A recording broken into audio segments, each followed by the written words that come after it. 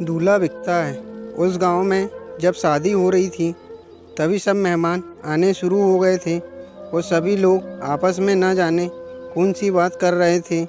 बात को जानने के लिए जब हम लोगों के नज़दीक गए तो कुछ बात समझ में आई। यह बात थी दूल्हे के बारे में। वर्मा जी ने जब बोलना शुरू किया तो पता चला कि यह दूल्हा बिक रहा है।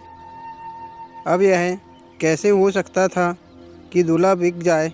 सभी लोग यह जानने के लिए बड़े उत्सुक थे, पर कुछ खास पता नहीं चल पा रहा था। यह शादी जाने माने व्यक्ति के लड़के की हो रही थी। शादी काफ़ी मांग भी रखी गई थी।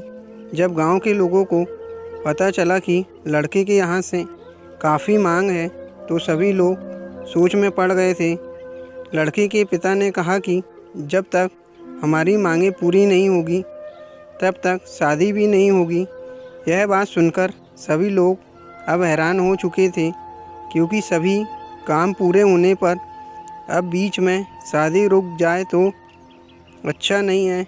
पर लड़के के पिता ने कहा कि शादी बस इसी शर्त पर पूरी होगी।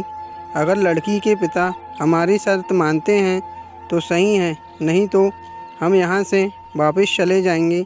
लड़की के पिता ने कहा कि हम जल्दी ही कुछ करते हैं, आपकी मांग पूरी हो जाएगी, पर आप थोड़ा सा समय दीजिए। लड़के के पिता ने कहा कि ठीक है, हम तुम्हें 2 घंटे का समय देते हैं, तब तक तुम इंतज़ाम कर लो। अब सभी मेहमान खाना खाकर इस बात का इंतज़ार करने लगे कि अब क्या होगा, यहाँ पर कुछ हंगामा ना हो जाए। तभी लड़की का पिता अंदर गया और किसी आदमी को बुलाया। वो आदमी कुछ देर बाद वहाँ पर आ गया और पूछने लगा कि कौन बिक रहा है। सभी लोग उसी की ओर देखने लगे और सोचा कि यह कौन है।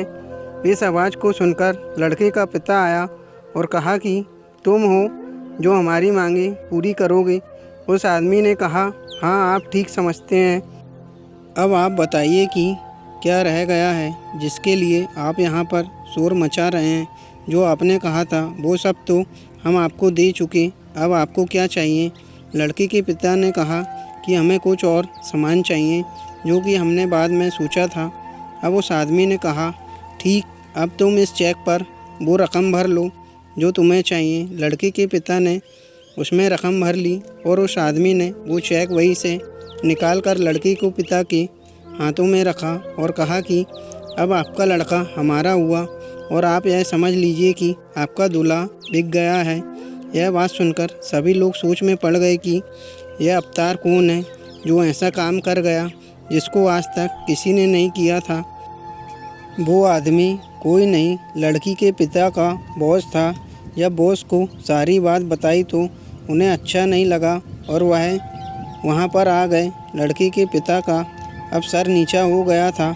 अब वह समझ गए कि पैसा ही सब कुछ नहीं होता है, पैसे से बढ़कर भी और कुछ है, वह इंसानियत, जो कि धीरे धीरे लोग खो रहे हैं।